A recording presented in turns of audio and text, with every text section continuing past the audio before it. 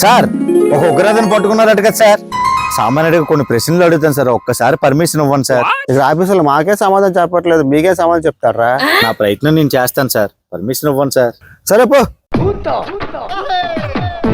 తిన్నావా? పెడితేనేగా తినేది. ఆకలి వేస్తుందా?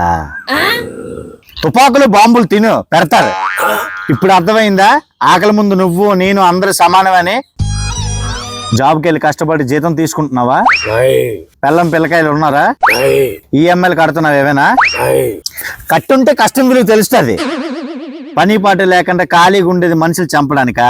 అసలు మీకు మనుషులు చంపమని చెప్పి ఎవరు చెప్పారు? దేవుడు మళ్ళీ చంపడానికే నన్ను పుట్టించాడు. దానికోసం మిమ్మల్ని పుట్టించడం ఎందుకు? మమ్మల్ని పుట్టించుకుని ఉంటే సరిపోతుంది కదా.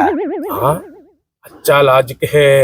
దేవుడు 10 మందిని కాపాడమని చెప్పాడే తప్ప ఎవరిని చంపమని చెప్పడు. ఉగ్రవాదన్న చిన్న చిన్న రోగాలు తట్టుకోలేకే మనుషులు చచ్చిపోతున్నారన్న. వీలైతే ఆ రోగాలను చంపండి అన్న. మనుషుల్ని చంపితే ఆ భగవంతుడు నిన్ను గౌరవిస్తాడు లేదా పక్కన పెడితే, అదే మనుషులకి నువ్వు సహాయం చేస్తే అదే మనుషులు నిన్ను గుండెల్లో పెట్టుకొని తరతరాలు చూసుకుంటారన్న. నేను మారిపోయాను, నేను నీతో పాటు వచ్చేస్తాను. ఇక మీదట మనుషుల్ని చంపను. మరి ఇప్పటిదాకా చంపిన దానికి ఎవరు శిక్ష అనుభవిస్తారు? రేపే నీకు ఉరి శిక్ష. చావు చావు నాకు కొడాక.